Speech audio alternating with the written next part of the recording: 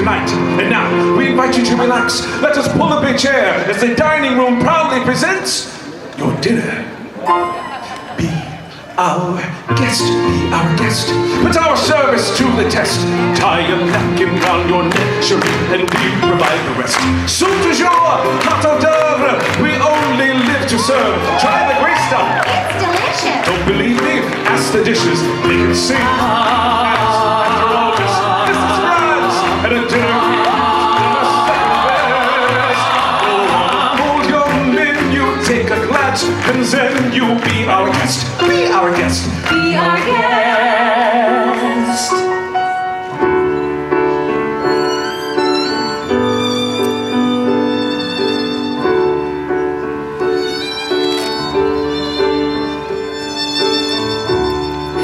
Tale as old as time,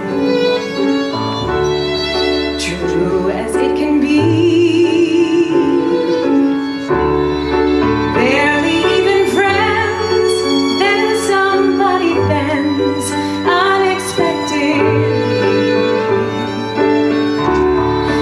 Just a little change, small to say the least, both a little scared, neither one prepared. Beauty and the Beast, ever just the same, ever a surprise, ever as before, ever just as sure as the sun will rise. Tale as old as time, tune as old as song, bittersweet and strange, finding you can change, learning you were wrong, certain as the sun, rising in the east. Tale as old as time, song as old as rhyme, beauty and the Beast. Tale as old as time, song as old as rhyme, beauty and the Beast.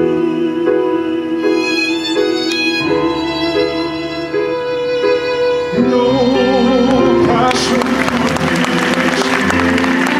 No lesson could teach me how I could have loved her and make her love me too.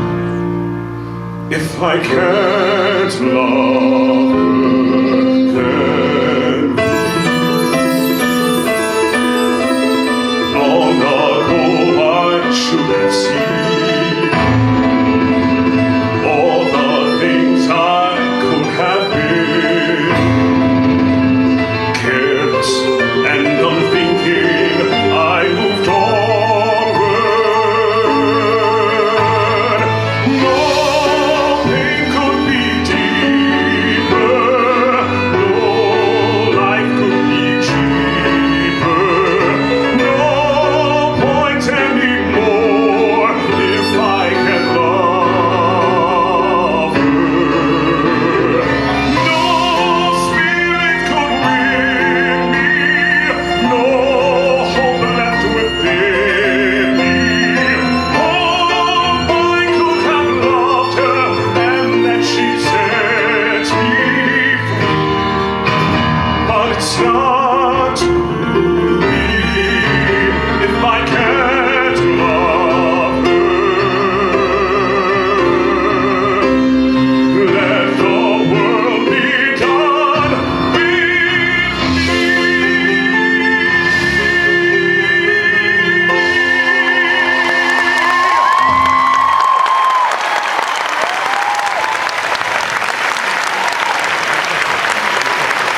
Good evening, the cast of Disney on Broadway and beyond.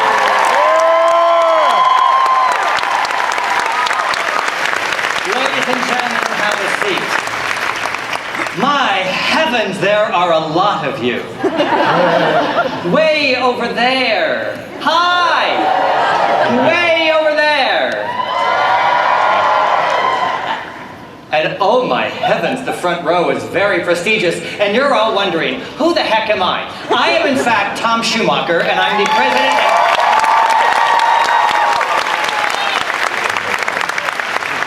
I am so tickled you're all here tonight because the family on this stage is going to give you an extraordinary show. I have been weeping all day. I flew in from New York last night, and they've been rehearsing, and I've been a weepy mess, but I'm really going to pull it together, and I have notes. We're going to get through this. It'll take us about 90 minutes. You're going to have a ball. I promise that. Okay. Now, in my 25 years, shocking little over that, at the Walt Disney Company, both in animation and theatrical, I have worked with some of the most extraordinary artists of our time, from directors to animators to designers, painters. But of course, tonight we're here to focus on composers, lyricists, and performers. And what I really want to do here, the plan, is to take you through the catalog of Disney on Broadway. But of course, when I say Disney on Broadway, I really mean Disney around the world. Because Disney Theatrical, which is coming up on 20 years of having a theatrical division here at the company.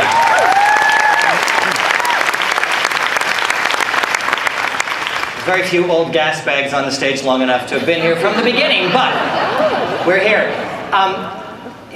It really is. Tonight, there are 17 productions of Disney Theatrical playing somewhere in the world, which is a pretty extraordinary thing. Now, we're going to share some songs tonight that you are very familiar with because they were either in the movies that you knew or you saw them on the stage. But we're going to share some things that you probably haven't heard either. You're going to hear a little bit from the German version of The Hunchback of Notre Dame on stage. You're going to hear a little bit of King David, and if I don't blather too long, you're going to hear a little bit from Aladdin. I'd like to introduce our band because they are legendary. My friends, our music director tonight is Mr. Jim Abbott. Now, Jim was in the original orchestra for both Aida and Tarzan on Broadway. He is Elton John's favorite keyboard artist on Broadway. Jim does everything you could possibly do in a Broadway orchestra. He's a conductor, he's an arranger, he's an orchestrator, he's a musical genius. We rely on him all the time. But other than our shows, he's done fancy things. You've done Rent and Cats and Miss Saigon, and yes, you've even done Wicked. Next to Jim on violin is Laurie Abbott, and she both is from the symphonic world and the world of Broadway, and you'll notice she shares the same last name as our music supervisor because we're in the theater, we keep it in the family. Okay, then next up is my old friend Gary Seligson on drums.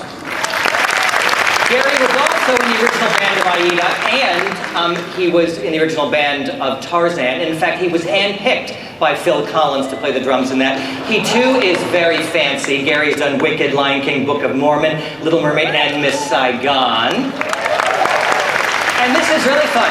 Joining us from California, Kenny Wilde here on bass. Besides playing in the pit of a number of our shows here, Kenny actually just told me today that he's on the film soundtrack for Little Mermaid, Beauty and the Beast, and Newsies. Hey, buddy. Thank you, Disney. You paid for like one room on the house. And Kim Norton on guitar. That's our band. These lovelies over here. Mr. Alton Fitzgerald White, the longtime Mufasa on Broadway.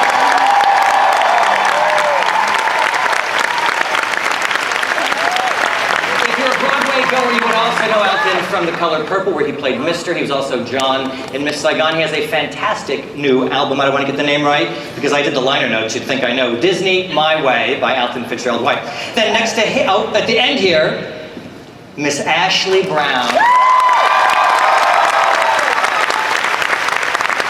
We cast Ashley right out of college in a touring musical review called On the Record, and the record is fantastic. The show didn't really work, but that record is really good.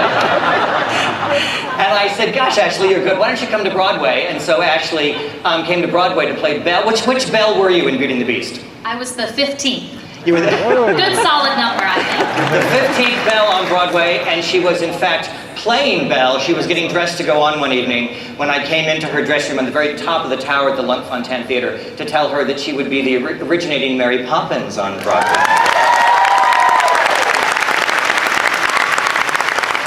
At the far end, Miss Heidi Blickenstaff, hailing from Fresno, California. Heidi was in the, it's no shame, but it's no great honor either. I'm from Glendale, we're all in this together here. Heidi was in the original company of Little Mermaid, starting as Carlotta and then playing Ursula on Broadway. And for the theater geeks in the room, Heidi is one of the creators and stars of the original title of show. Miss Merle Dandridge here is the veteran of 2 Disney productions. She played both Aida on the road and performed the role on Broadway, and then created the role of Kala in Tarzan on Broadway.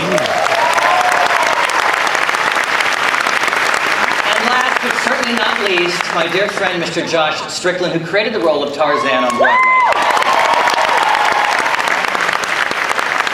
He was an American Idol national finalist, the show that I hear people watch, but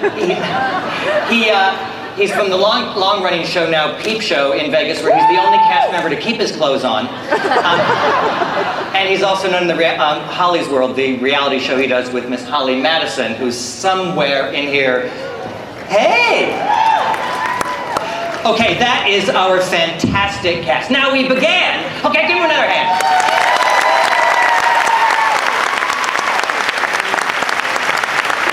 We began with 3 songs from Beauty and the Beast, which has become one of the most successful Broadway shows of all time. And as you know, success has many, many fathers, and so many people claim to have actually given life here. But the life of Beauty and the Beast on stage really falls in 2 buckets. The first is, without the extraordinary score of Alan Menken and Howard Ashman, there never would.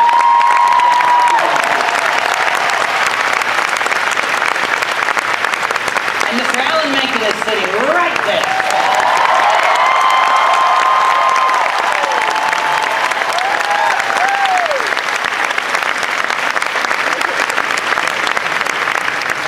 And really, many people were shepherding Beauty and the Beast to get it to Broadway, but there's 2 people that I always like to call out for it because they really, they were the driving forces. The first was the director of the show, Mr. Rob Roth, who came from the parks and actually went to our then chairman, Michael Eisner, and said, we should do Beauty and the Beast on stage. It's a classic stage musical. We should do this on stage. And it was really their passion that got Beauty and the Beast to the stage. I know for those of you who work and know the Walt Disney Company so well, there really wasn't a business plan to create Disney Theatrical. It completely grew out of the spontaneous creative initiative of mounting a show on Broadway. It had an out-of-town tryout in the fall of 1993 in Houston. It came to Broadway in March of 1994. It set the house record at both the Palace Theater and the Lunt-Fontanne for the longest run in each of those, and has played everywhere in the world. So Beauty was a massive hit, and at the same time Beauty was opening on Broadway, The Lion King was roaring to the screen as a film. So naturally, everyone turned to us and said, well, why don't you put The Lion King on stage? And like you at the time, I thought it was the dumbest idea I'd ever heard in the world. How could you possibly put The Lion King on stage? And in fact, we came up with one big idea. And that big idea was Miss Julie Taymor. And what Julie was able to do was take Rob Minkoff and Roger Aller's extraordinary vision for the cinematic vision of the show, of the film, and make it something that was purely cinematic. Needless to say, it worked. The show has played to, it's kind of shocking, 70 million people. It's been seen in 17 different countries on every continent except Antarctica. If it continues to melt, by the way, we can put a theater there. This is a little statistic I like to throw around. The worldwide gross of The Lion King, just the box office on stage, exceeds the combined worldwide gross of all 6 Star Wars movies. I'm not saying, I'm just saying. And by the way, To give credit where credit is due, that beautiful Lion King logo that you've all come to know everywhere in the world, that was designed by the fantastic animation artist, Mr. Hans Bacher, who did that in 8 hours overnight when I was desperate to have a press conference the next day. The score of The Lion King is completely untraditional. You know it's built on the great pop songs by Elton John and Tim Rice, those songs there, but then we had to do something else to it for the film and then for the stage show. And that's where Hans Zimmer, Mark Mancina, and Lebo M come into it. And without them, this wouldn't have happened. So, before we talk more about that, let's have some music from The Lion King.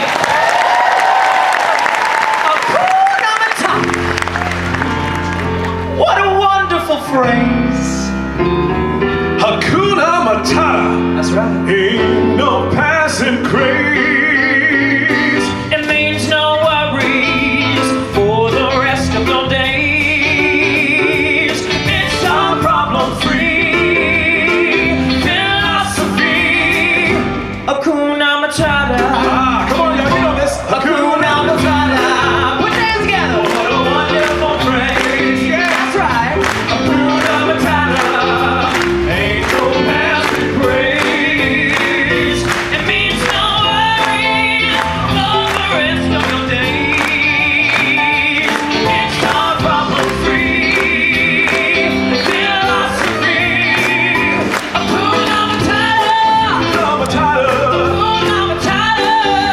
Hakuna Matata. Hakuna Matata. Matata. Hakuna Matata. I say Hakuna. I say Matata. Hakuna. Matata. Hakuna Matata. Hakuna Matata. Yeah.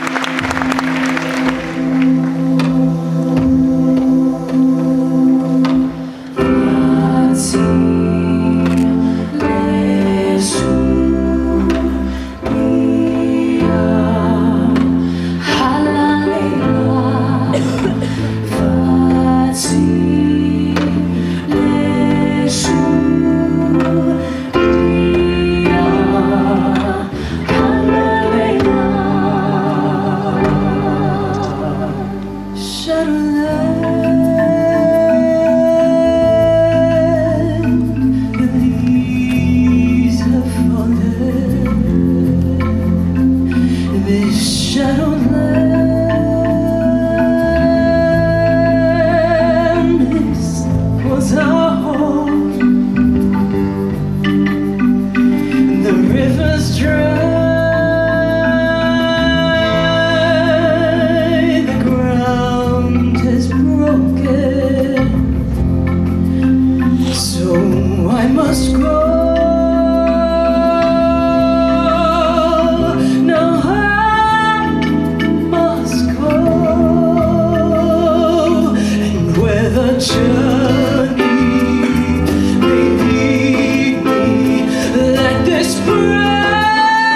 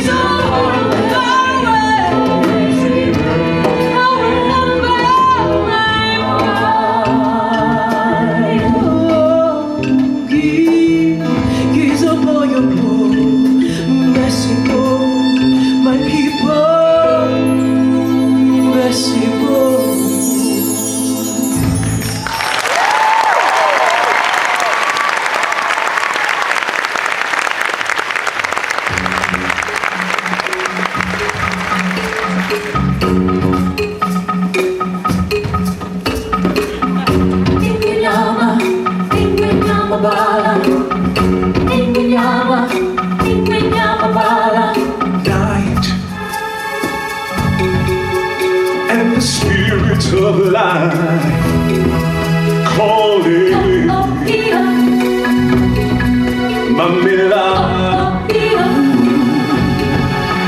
and your voice with the fear of a child asking, Mamela, wait, there's no mountain too great. Hear these words and have faith. Oh, have faith. Hey Pamela, hey la, hey Pamela, hey la, hey Pamela, hey la. They live in you.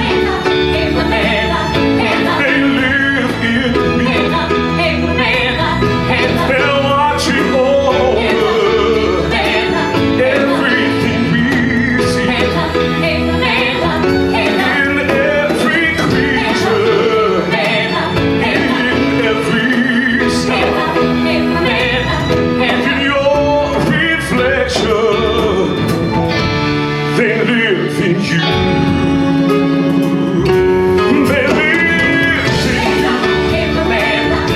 They live in me. They're watching over everything we see. To the water, into the truth, in your reflection, they live in you.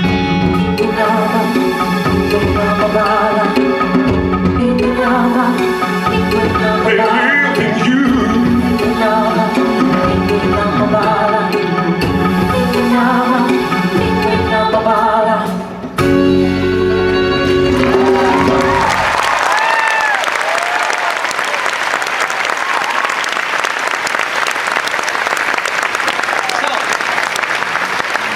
If you don't know the first song that they performed, you have to leave right now. But what you might not know about Hakuna Matata, that it was a replacement song. The first song written to introduce Timon and Pumbaa was a little ditty called Warthog Rhapsody. It's a charming song, but it got dumped. And the term Hakuna Matata actually came from the research trip. When the team went down to Africa to explore and see, and we created this great tradition of going on research trips, the guide, when one of the Jeeps was late one day, said, "Oh, Hakuna Matata." And Roger Allers said, "What?" And of course, later it got incorporated into the show. The second song is Shadowland. Shadowland, which Merle did so beautifully, is... That's a new song, and you would know a version of it if you haven't seen the show, though, if you have the album Rhythm of the Pride Lands, which is a gorgeous record that inspired much of the stage version of Lion King. And that's Mark Mancino, Hans Zimmer, and Lebo M, who created this song, which is then interpolated into the show as Nala's song, grown Nala, when she is leaving the Pride Land, knowing she can no longer stay there under the tyrannical rule of Scar. And then They Live in You, which then later gets reprised in the show He Lives in You by Alton. That song actually was written by Mark Mancino while he was working on the movie. And he came into my office. By the way, I don't remember this, but apparently he came in and said, "I wrote this great song, why don't we put it in the movie?" And what? Elton John is writing these songs, not you. Get the heck out of here. And I threw him out of my office, according to him. But he did save the song. We began the stage show, and now it's, of course, at the very center of the show, and is used kind of, it's the whole thing that holds the darn show together. So, I have a job, and I'm not that bright. So, it remains one of my favorites in the show. Now, right after we opened Lion King, everyone wanted to do their own production of it. And we were approached by some German producers who said, "We'd like to open our new theater in Berlin with The Lion King." And we said, no. Because they'd never even done a musical in Berlin before. And seriously, and we said, but there's this wonderful movie that Alan Menken and Stephen Schwartz did called The Hunchback of Notre Dame, with this glorious score. Why don't we adapt that? And we did an adaptation of Hunchback that played in Berlin for 3 years But there was still more we wanted to do to it. In fact, we've now just about a month ago, Alan, we did a reading in New York of an all-new script of Hunchback of Notre Dame because we are determined to bring Hunchback to the stage because it is so beautiful. So, this little ditty that Josh has whipped up to perform for you has actually only been recorded in German. This song, Made of Stone, is sung because I know all of you know the story of the film. When Quasimodo accidentally leads Frollo to the Court of Miracles, and he's responsible for the capture of Esmeralda and all this, in the stage version, he goes back to Notre Dame, and he's alone with the gargoyles. Esmeralda is being put on the pyre, the thing has come to an end. He blames himself for this and decides he's going to withdraw. So this is the rarely heard Made of Stone from Hunchback.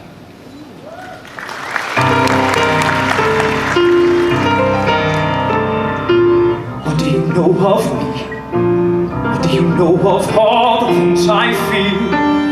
Only made of stone. Is it that you see?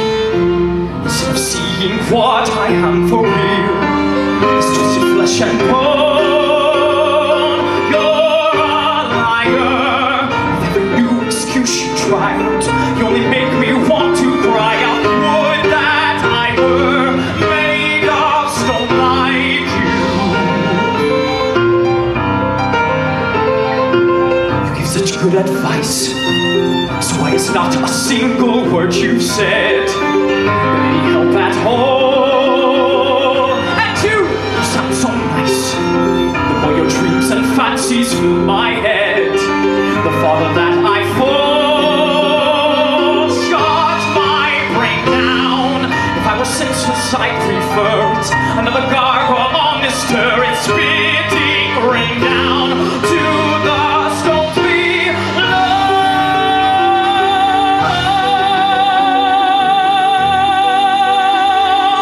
Wasting my faith believing in saints of plaster. The only one worth believing in was my master. He's the one who never lied. He told me it was cool outside. He told me how I had to hide. His words were cold as stone, but they were true, not like you. Take all the dreams you've sown, take all your lies and leave me alone.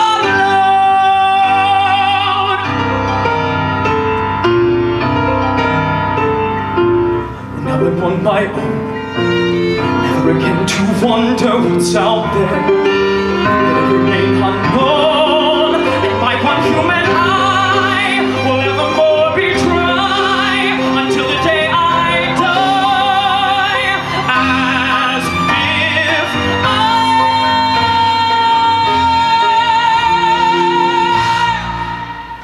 were made of stone.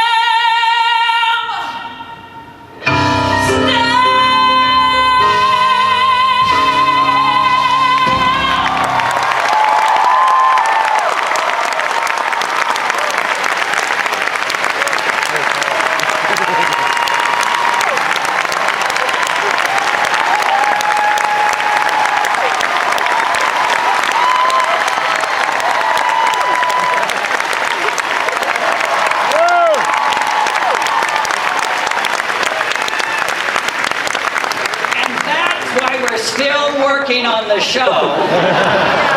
'Cause the score is so darn good. We're not going to let that go. So,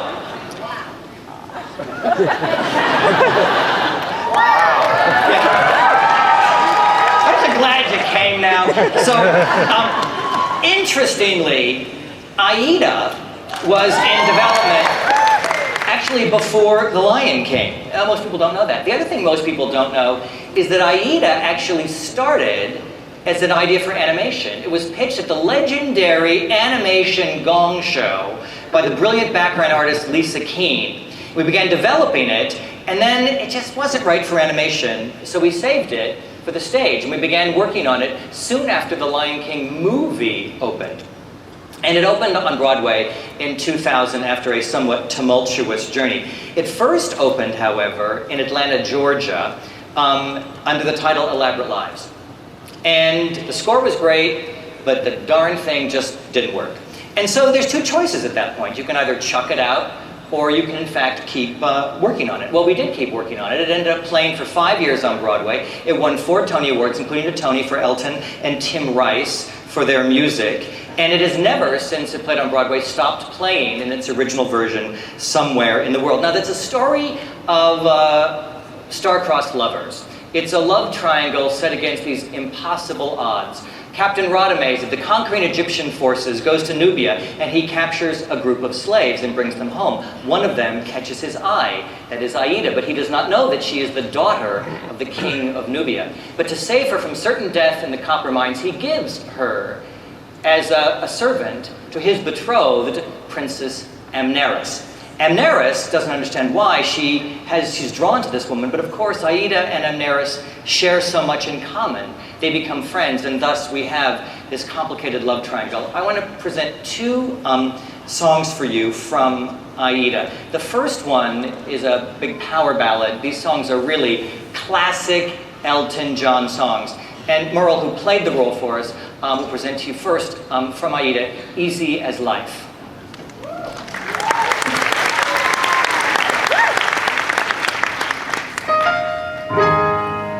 This is the moment when the gods expect me to beg for help, but I won't even try. I want nothing in the world but myself to protect me, and I want to lie down, roll over and die.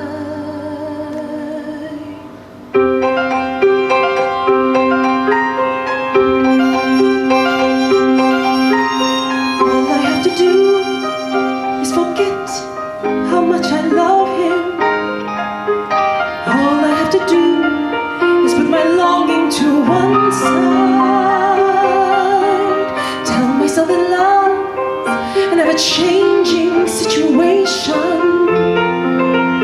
Passion would have cooled, and all the magic would have died. It's easy, it's easy.